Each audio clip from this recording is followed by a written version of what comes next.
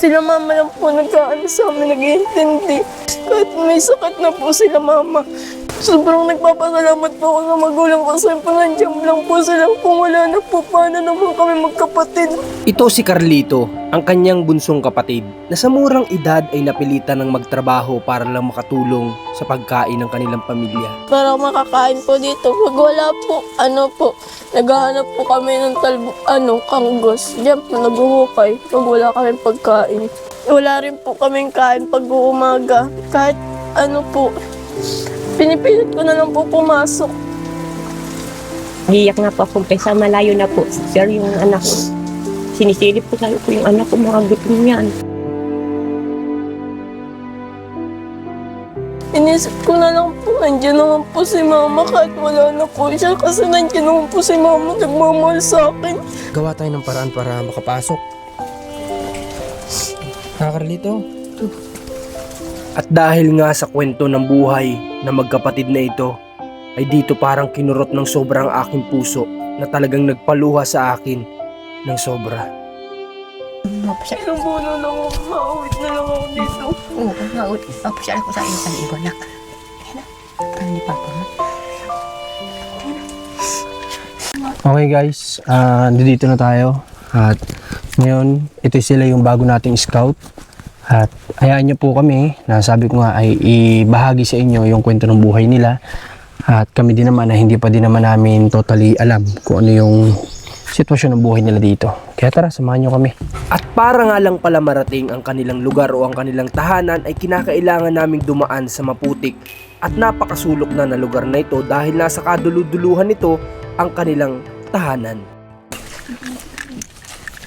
Muulan. Nay, magandang araw ho. Po. Ay, anong pangalan nyo, Nay? Carmina po. Si Nanay Carmina. Ikaw yung ina ni Opo, ni Meriges po. Mary Grace. Oh, umuulan. Nandito si Ba? Saktong-sakto ah. Tayo, anong pangalan mo? Carlito po. Oh, si Carlito. Ganda ng pangalan mo. Pambagets ah. Anong ginagawa mo? Magpapalang. Nagpapalang. Panggata. Panggata. Ilang taong ka na, Carlito? 12 po. 12 years old ka pa lang? Oh, 11. O 11? 12 po. 2000. 11 na siya na 12. 11. Mga 12. Magte-12 ka pa lang. Halika, dito ka muna. Tumulan. Abalahin ka muna namin dyan. Halika muna dito. Ito pala yung bahay nyo. Pasok muna po kayo. Okay, salamat. Upo muna po kayo. Ito na po kayo. Ito yung ano pala nila. Ito yung... Nay, anong barangay po ito? Tuwid-tuwid po ito. Ha? Tuwid-tuwid. Ayun yung pangalan niya. Opo. Grabe yung mga pangalan ng barangay dito. Yung nadaanan namin, Barangay Curahaw. Opo. Tapos dito Tuwid-Tuwid. Opo. Yung Curahaw sa Tagalog ay parang sigaw na malakas, gano'n. Dito, Sisigaw po ng tuwid ang paa. oh, si Carlito, halika, upo kayo dito. Okay, mahiya sa bahay namin. Upo kayo. Carlito, halika dito. O, tabi ka din sa mama mo, dito ka, ukasya naman tayo. Lagyan mo to dyan. Pa-open ba? Okay. So, inaabot kami ng ulan. Kanina ang ganda-ganda po ng panahon. Sabi ko nga, sana magdire-diretso na yung panahon na gano'n na mainit. Kaso ito na naman ngayon, umuulan na naman. Buti na nga lang din at nag 4 wheels tayo ngayon. Hindi tayo nagmotor kasi kung hindi, baka abutin tayo ng ulan. Mabasa lang din si Betcha. Okay. So, Betcha, ilang kayong magkakapatid pala? 3 po. 3? Nasaan yung panganay? Nasa La Union po. La Union? Nag-ano siya doon? Doon po sila nakatira ng asawa niya. May asawa na. Ilang taon na po yun? Ano na po siya? 23 na po siya. 20? 3 po. May anak na siya? Meron po, 2 po. Bakit ang aga niyang siguro nag-asawa? Bakit? Dahil lang po sa aking mga magulang po yun. Naglayas po yun. Unang sabi po nung aking anak, naglayas niya ako mama dahil sa mga kapatid ko po. Binulbog po siya. Kapatid nino? Yung po. Kapatid po ni Kapatid mo? mama. Opo. Dahil lang niya mama, maglalayas niya ako. Pag darating ko, sasaktan po ako, sasabunutan po niya ako. Bakit nila naman ginagawa yun? May ginagawa bang mali ang anak mo? Mabait po siya yun ako. Pag darating, nandiyan lang po. Pag galing-galing po, galing po sa school, diretso na po hakot po ng, ng anahaw po. Minsan, pag hindi po anahaw, yung sasa po, tutulungan po ang nanay ko. Gagawin po ng kapatid kong na dadalihin daw po siya, sasaktan na naman. Pag hindi daw po inaalagaan yung mga anak. Masama talaga po ang loob ko doon sa mga kapatid ko. Hindi na po ako napunta doon. Kahit ano lang po kami dito, mag-kiss na lang po kami dito. Pag may nagkakaroon po ako na nanap kami ng nyug, nasama po ako. Kahit may pambili po kami ng pagkain. Yun ang ginagawa namin po yung anak ko. Kasi nahingi po yung aking anak ng mga pahingin pambili ito. Kahit kumanak wala akong pera. Binibisita ko po sa bayan. Sabi ko po sa asawa ko, Papa, sabitay natin magsirit ka.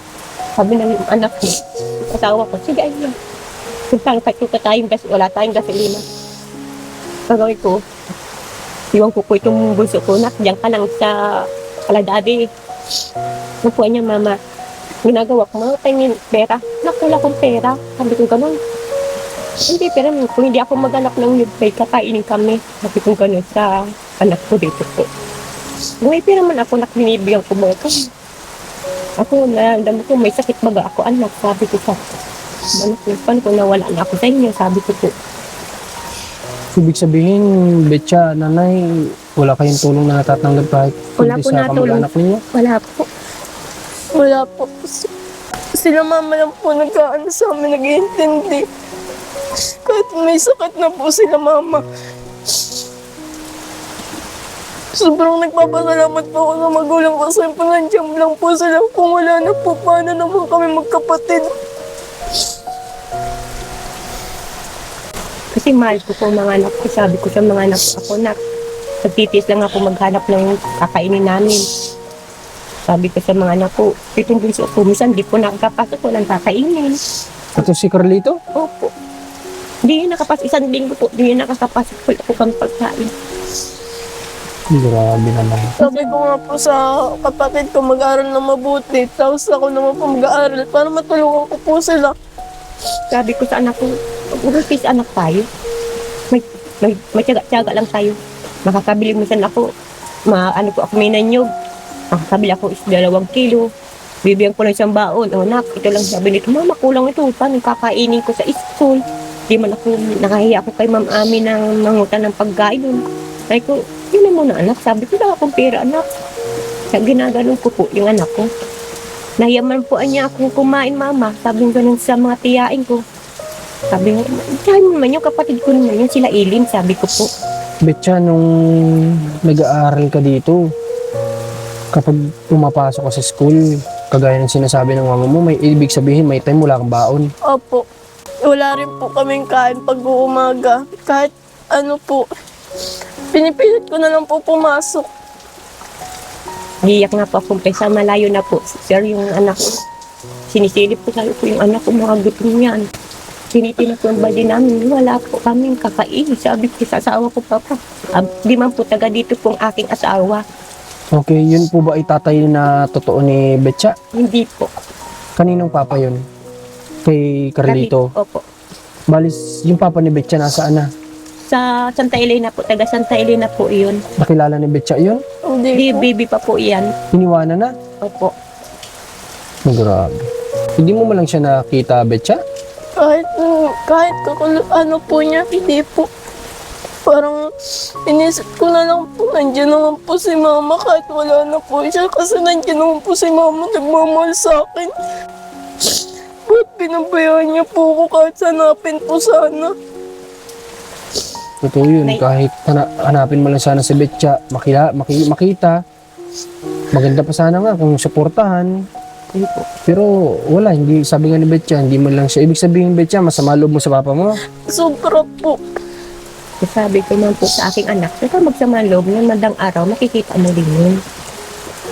Paano, Betcha, kapag nasa school ka, kung minsan wala kang pagkain, paano yung iba mong kaklase, halimbawa kumakain, ano ginagawa mo? Nahimik na lang po ako sa upuan po. Lang po, nakatingin-tingin. Hindi naman po ako sa kanila nakatingin. Minsan po binibigyan ako ng mga kaibigan ko. Pero ikaw, Betcha, nung nag-aaral ka ba dito, nakaranas ka ng bullying sa mga klase? Hindi naman. Hindi po. Sa awa ng Diyos, ano? Mabait po. Mabait naman sila. Betcha, kapag pumapasok ka dito na sinasabi mong nilalakad mo itong kalayo-layo na to, tapos ganyan pa yung daan, Opo. sigurado ako nung nag-aaral ka, baka noon hindi pa ito ganito. Simula nung mag-aaral ka, talagang putik talaga, ano? Opo. Kasi ngayon kahit paano may graba. Pero noon sigurado ako putik to. Paano pagpasok niya, nakatsinelas, saka... Opo, nakapaa po. Nakapa po sila mga anak ko. Minsan, tinitingnan ko yung orasan ko po. Ano oras na, wala pa yung mga dalawa kong anak. Sisunduin ko na po iyan. Ako lang sulot ko masundo sa mga anak ko. Tapos lalakad din kayo pabalik. Opo. Sinusundo ko po yung mga anak ko na yan. Ay, grabe naman yan. Sabi ko, Diyos ko po, wala pa yung... Pag nauna na ito, Mama, nandiyan na si Toto. Sabi ko, wala pa. Sabi ko, ganun. Magkasama ba kayo? Tanong ko niya sa mga mais, nauna na daw yan. Sabi nito, ay ko Wala bang tricycle na pumapasok dito noon? Wala po. At lusak po dito. Ayaw po nila pumasok. Grabe naman. Ano, Betcha, ang nagiging... Ikaw, di ba, nung nag-aaral ka, whole day ang pasok? Opo. Paano ang tanghalian? Umaahon po kami dito. Ay, uuwi pa kayo dito? Opo. Para para makakain po dito. Pag wala po, naghahanap po kami ng kanggos. Diyan po naghuhukay pag wala kami pagkain. Kami po nagagawa ng paraan. Pag wala po dito si Mama, naghahanap buhay po. Ibig sabihin sa madaling salita, Betcha, umuwi ka dito minsan wala si mama mo kapag tanghali. Kayo na lang gumagawa ng paraan. Opo. Huhukay ng kamuting kahoy. Dahil si mama mo nagtitinda. Opo, nang gulayin po Gulayin. minsan. Pag mayroon po sa kanya nag-aalok na gulayin. Okay. Betcha, ang stepfather mo, anong hanap buhay niya? Nagpapalaw po. Parang kagaya ng ginagawa ni Carlito kanina? Opo. Okay. Nagpapalaw siya. So, kumusta ang kita ng papa mo? Minsan po mahina. Kasi po, may nakuha na po kami pagkain. Okay. Minsan po wala na po sa kanya natitira. Natitira. Nakukuha nyo na yon.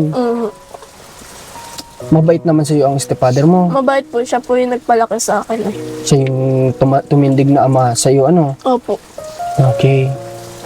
Pag minsan ba dito, Betcha, nanay, nakakaranas kayo dito ng yung talagang wala talagang makain? Opo. Nakakaranas kayo dito, no? Opo. Kahit po. Gabi po. Dinitiis na lang po namin yun. Na walang kain minsan? Opo. Ay, grabe. isang dalawang araw po, wala kami kakainin. Gagawin namin po. Pag sasabi po nung mga ko, hanap tayo nyo. Sabi ko, ayoko. Sakit ng likod ko. Sabi ko, di mo alam, balik na nga ang likod ko. Okay. Kasi parang may nabanggit si Betcha kanina, may bali kayo sa likod? Yung nabanggit ni Betcha kanina, ang mama daw niya, may problema iniinda sa likod, kaya minsan, hindi niya kayang, yung kagaya ng manguha ng nyug. Minsan po, pag may sakit po si Mama, hindi po ako nakakapasok. Simple po, nahalagaan ko siya. Yung kapatid ko naman po, pinapapasok ko po, sabi niya, huwag na po, para may katulong kami. Para may katulong ako dito. Kahit di po kami nakakapasok, dalawa. Nung nag-aaral ka ba, Betcha, dito, sa isang linggo na kukumpleto mo? Hindi po. Ay, hindi ganun. Hindi po. Paano sinasabi ng teacher mo? Pinapaliwanag ko po, kasi mabait naman po yung si Sir. Kung bakit di po ako nakakapasok. Sabi ko po, may sakit si Mama, hindi po kami nakakain. Okay naman po yung kay Sir. Hinahabol ko lang po yung lesson. Okay, grabe. Hanggang tindi po ng story ng nila ng buhay. So, Nay, ganito po, Nay. Bilang isang ina, kapag po nakikita mo itong mga anak mo na alam mo sa sarili mo na papasok silang gutom, anong pakaramdam? Ay, siyempre, nasasaktan din naman po ako, nagugutom yung anak ko. Sabi ko, bakit? Ayabihan ko, anak, kung naman na kayo pumasok, Mama, pasok kami. Hindi man pwede ako hindi pumasok. Ay ko, bakit wala naman ang tiyan ninyo? Gagawin ng anak ko, mangungutang kami na lang, Mama, dun. Sabi naman bunso ko, huwag mama na wala tayong pambayad at bitya. Sabi man ng bunso ko po. Ay ko, nangungutang ito, ayaw man tong bunso kong pautangin yung atihin niya. Pero Ay. masakit sa'yo bilang ina na makitang ganun. Oo. Pagdating, nagbubuklat yung mga anak ko. Naiyak na lang po ako sa loob na nagbubuklat yung mga anak ko. Mama, wala pa lang tayong pagkaya ko, anak. Bubuklat yung dalawa kong anak. Kagawin ko naman, magawa akong parang. Ay ko, nak, dyan lang kayo, magawa akong mahiram muna tayong bigas sa mga kilala ko lang dyan. Meron ako 1 kilo lang po, basta may pagkain lang anak ko. Makain lang akong konti basta mabusog lang po ang aking mga anak. Sasandot lang po akong kaunti, parang malaman lang. Tiyang ko po, yung mga anak ko magbusog lang po. Yun ang ginagawa ko po. Yan talaga ang magulang. No? Pati ako naluluha. Yan talaga siyang magulang, gagawin lahat para sa anak. Kahit na magutuman, basta't ang mahalaga yung anak ay kahit pa paano may laman ng tiyan. Yung mga anak ko. Emotional si Betcha kasi siyempre yung pinagdadaanan nila dito, mga bayan, hindi biro. No? Ganito, Nay, di ba si Betcha po ngayon ay nandoon sa sentro. Buti pumayag kayo. Pumayag naman po at hindi ko man kayang paaralin po aking mga anak. Dahil hindi mo kayong paaralin. Opo, ay ganito na, hindi man po tagal dito. Nakakaralito. Hindi Bali, man po tagal dito kasi asawa ko. Hindi man ko kayang paaralin. Sabi ko sana, hindi ko kayo kayang paaralin. May nag-alok po. Ganyan nga po si Ate Tess. Inan po kami ni Ate, yung pinag-anuhan niya. Ate Ibig na, doon na lang. doon ka lang anya. Ay ko ba, ay tanungin po yung anak ko ako. Okay lang po sa akin kung pumayag po ang aking anak. Ginanong ko po yan. Pero syempre si Betcha, ang gusto niya kasi may alis niya kayo dito ay kaya talagang igagrab niya yun. Kumbaga tatanggapin niya talaga yun. Kasi gusto niya makapagtapos po ng pag-aaral. Gusto niyang may alis ka dito kasi naawang-awa po sa inyo yung anak niyo. Sabi nga po niya, Mama, matyaga ako mag-aral. Ay ko, matyaga kayo, huwag kayo dumaya sa mga pinsan mo. Sabi ko gano'n. At tayo anak ay maano lang tayo, matyaga-tyaga lang tayo. Sabi ko po gano'n. So, ikaw naman Carlito, ngayon ba na nag-aaral ka, dire-diretso ba ang pasok mo? Hindi din. Parang kagaya din nung nandito si ate mo. Pero ngayon ba may binabaong ka naman? Minsan po. Pag minsan wala. Alam mo ba si ate mo kaya kami napadpa dito dahil sa'yo. Kasi umiiyak si ate mo nung pagpunta ko dun sa tindahan ng manok. Kasi naaawa daw siya sa'yo. Kasi alam niya na ngayon mag-isa ka na lang. Na dati magkasama kasi kayo ni ate mo. Alam ko masakit kay ate mo na iwan ka na mag-isa na ganyan. Kaso nga lang wala siyang magawa kasi hindi siya kayang pag-aralin ng mama niyo. Pero naaawa si ate mo kasi papasok ka nga mag-isa kang maglalakad dyan sa malayo na yan. Pero sana Carlito, kahit na wala yung ate mo, sana hanggat nag-aaral ka, pagsikapan may pag-aaral mo. Ha? Gawa tayo ng paraan para makapasok. Ha Carlito?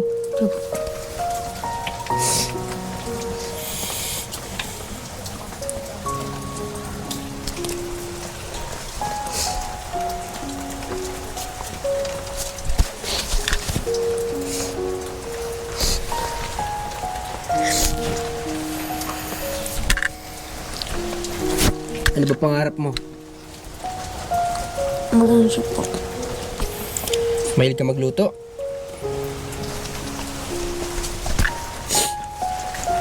May sakit nga po, yan po ang magluluto ko. Ha? Pag may sakit ko ako, Mama, kain na. Kung hindi ako makain na, magluluto ko siya dyan. Sana nagsaing.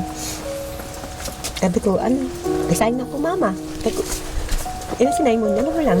Hintay, kakain pa si Papa pagdating. Hindi ko nga, hindi man dito makain. Bilang anak po na si Carlito kamusta bilang anak ito? Si Carlito. Maayos ba? Mabait?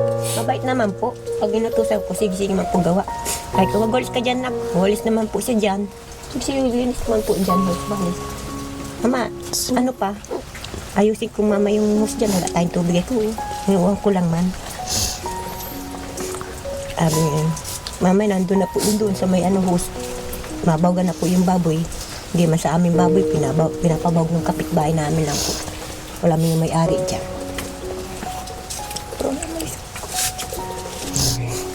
Carlito, ngayon anong grade ka na? 5 po. Grade 5? Paano ngayon na ikaw na lang mag-isang pumapasok? Ang naisip mo minsan, naimiss mo ba yung ate mo, nakasama mo dati? Dati ba lagi kayo magkasabay? Gada umaga? Ngayon na ikaw na lang mag-isa, may mga nakakasabay ka ba? Wala. Yan po sa baba sa may kurahaw. Kapag nandoon ka na. Pero dito, palabas, papuntang Curaçao, wala. Minsan po may naglilibre sa akin makisakay. Ayun pong bagang na sinasakay ka minsan? Meron pong napasok na ng tricycle, motor. Sinasakay lang po. Ngayon, kasi may na ay, kahit paano may graba, Opo. Pero dati ayaw talaga nilang pumunta dito. Sobrang lusak po. Pero ngayon, at least nakakasakay ka pala, Carlito. Pero minsan lang yun, mangyari. Kasi hindi naman lagi-laging may makakapasok dito, may papasok, matitsimpuhan na papasok ka, may papasok na motor dito, di ba? Opo. Hindi naman laging ganun. Okay, Minsan po, sinusundo ko po iyan. Kung hapon na wala pa yung anak ko, sinusundo ko po sa baba, kahit na malayo po. Kung susunduin ko yung anak ko at gagabi na naman, sulusulo. Kahit lalaki, baka patayin, sabi ko naman doon sa ama. Siyempre, hindi natin alam ang isip ng tao, di ba? Carlito, mag-iingat ka lagi, ha?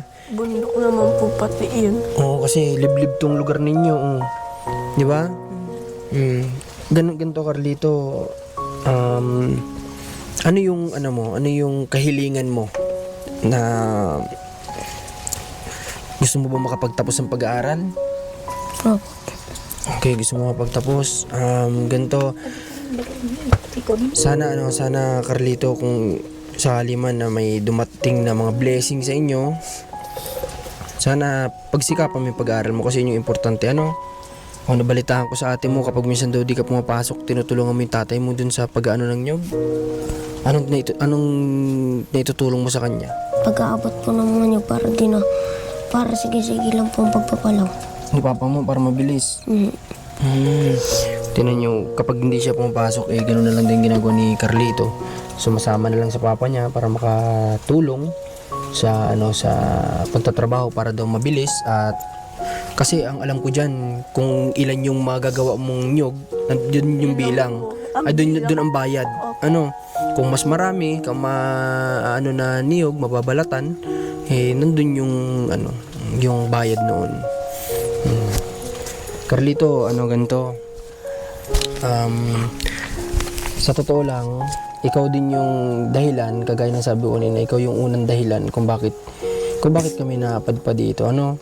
Kaya thank you din tayo kay ate mo kasi si ate mo yung time na yun hindi siya sa akin nahiya na magsabi ng sitwasyon ninyo at doon pa nga lang umiiyak na si ate mo.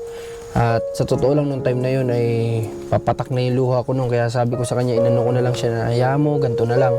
Sa Sabado ay maglaan tayo ng oras kung pwede ka at puntahan natin yung kapatid mo na sinasabi mong dahil sa iyo kaya siya umiiyak. O kaya nandito kami ngayon. So sa ngayon ay bibigyan natin si nanay, siya nang bahala po ng konting cash para na sa ganun may magamit sila dito. Kasi dapat may dala kami ngayong mga bigas, kahit isang sakong bigas sa mga groceries din.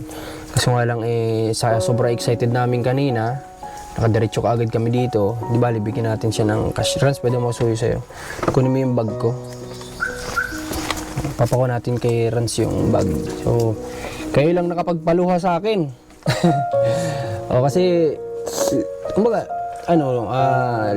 may mga may mga kwento din na nagpaluha sa akin, kwento ng buhay, pero ito talaga yung isa sa talagang masamakit yung dibdib ko ng sobra. Kami po dito, baka makaalis po kami dito. Hindi man po sa amin po ito. Balita ko nga, pinapaalis na kayo dito. Hindi man po sa amin kasi po ito. Yung may-ari po na ito, pinatirik po kami dito. Nasa ibang bansa po. Kay Arer po ito. Hindi po aming lupa ito. Pinapaalis na rin kayo dito? Ganun? Parang pinapaalis po kami dito nung katiwala dito. Ay, ganun. Opo. Paano kayo na kung ganun? Sabi ko sa asawa, paano na wala tayo tikiran. Wala kayong saan kayo titira? Kailangan po alam po saan. Wala po kami nga hanapan. Sabi ng asawa ko, ako, di ko alam, di man ako taga dito. Ano naman po ng aking asawa. So, may problema pala sila din dito mga bayan. Itong munting tinitirhan nila, malapit na rin pala sila ditong mapaalis. Kumbaga ito na nga lang yung munting tahanan na sinisilungan nila. Gusto pa silang paalisin, kumbaga. Kaya pala sabi ni Betcha, gustong-gusto niyang makapagtapos para maibigyan ng maayos na tirahan yung magulang niya.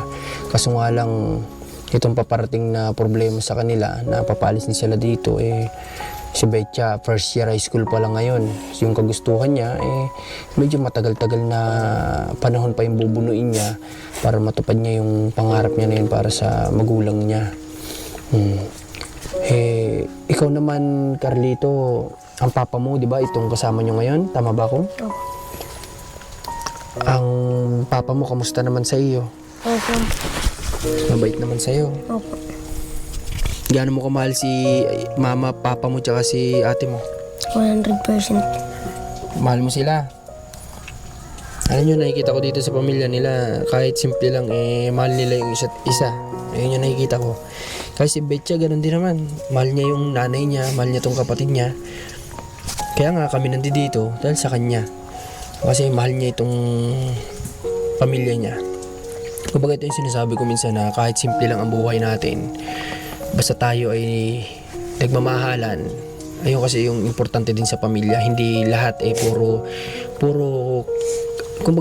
puro kalayawan sa buhay. Kasi marami dyang mayayaman pero hindi masaya yung pamilya nila. Kasi busy sila lahat. Hindi naman sila totally nagkakaroon ng banding. Hindi kagaya ganitong simpleng pamilya. Mas madalas sila pa yung masaya at nagkakaroon ng banding sa isa't isa. Diba? Okay. So ngayon may munti ako ditong cash. Bigyan ko si nanay. Hawakan mo po, nay. Gamitin niyo po muna ito para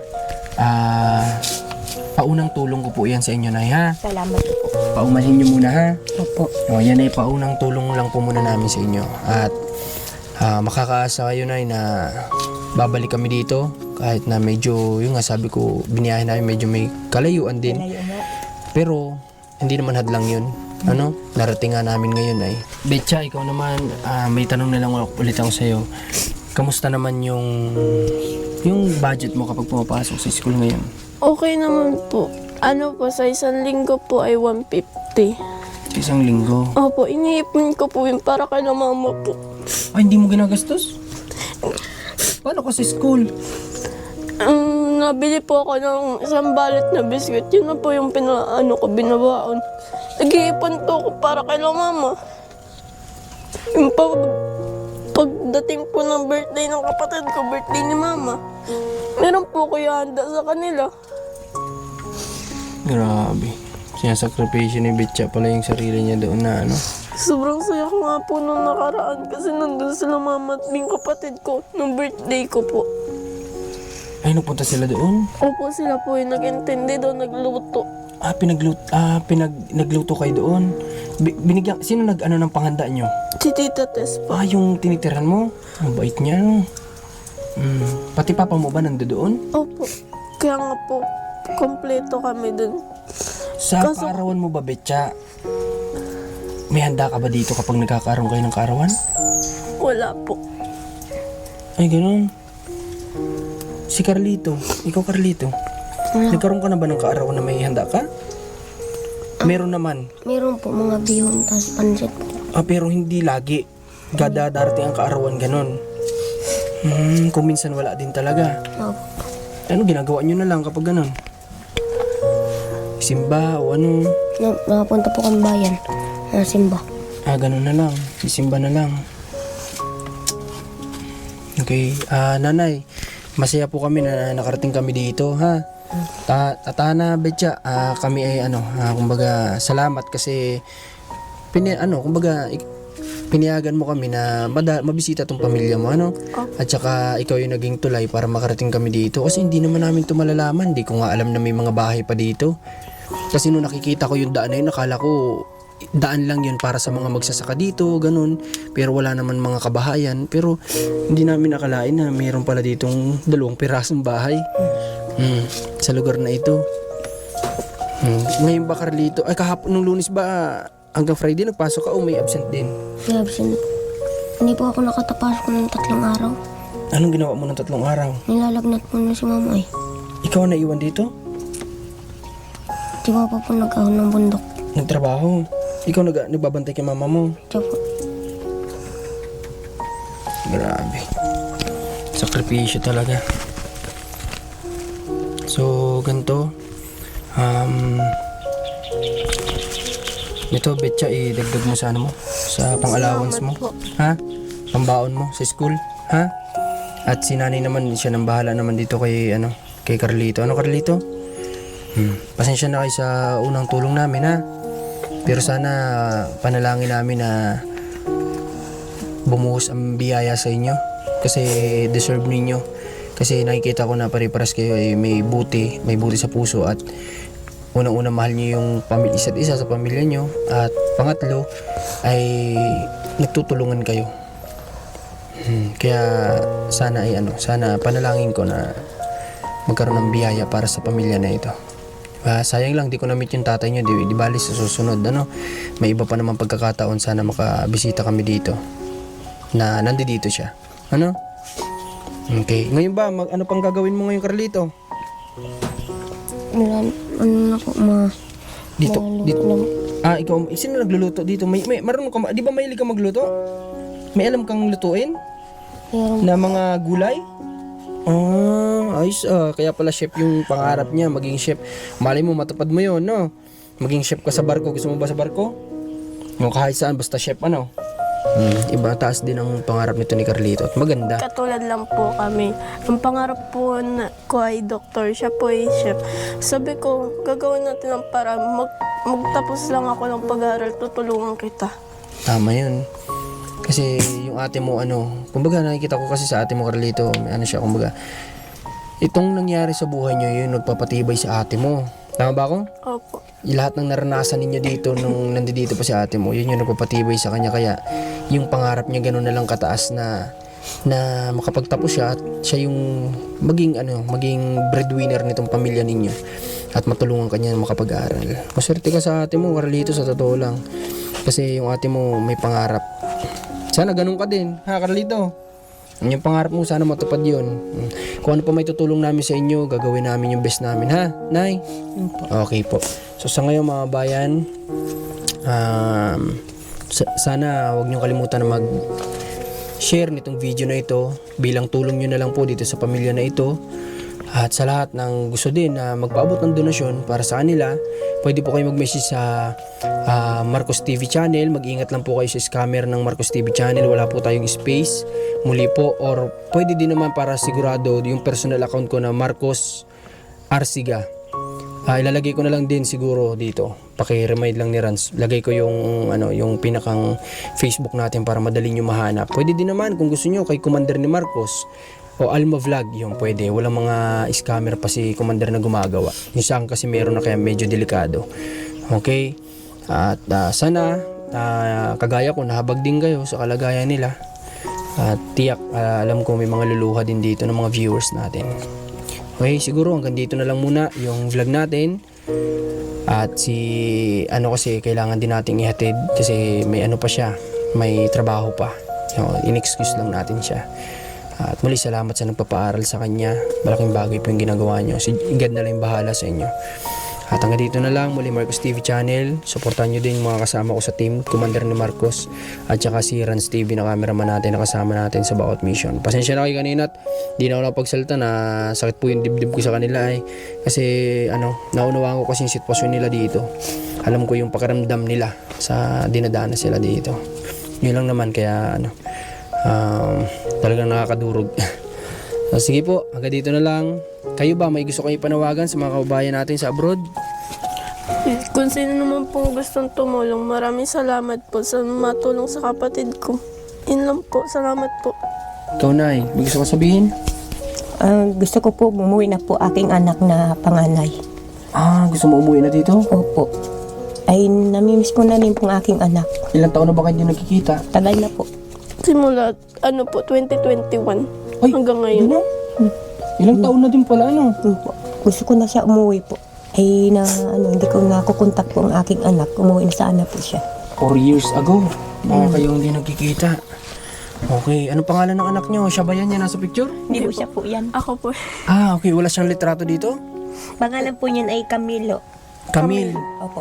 Oh, Camille, baka sakali mapanood mo tong vlog na ni na mama mo. Gustong gusto ka na niyang makasama. Miss na miss ka na daw niya. Sigurado iyak din yun kapag nakita niya to. Miss na miss ka na ng mama mo. Pati mga kapatid mo. Makabisita ka dito sa inyo. At kung ano may tutulong namin sa kung gusto mo dito umuwi, message mo lang kami sa Marcos TV channel. Makipag-coordinate ka lang sa amin. Baka matulungan ka namin na makauwi dito. Okay? So yun lang po at maraming salamat ulit sa pamilya na ito. Sana mahalin din sila ng mga manonood natin. God bless po sa lahat. Ingat po kayo.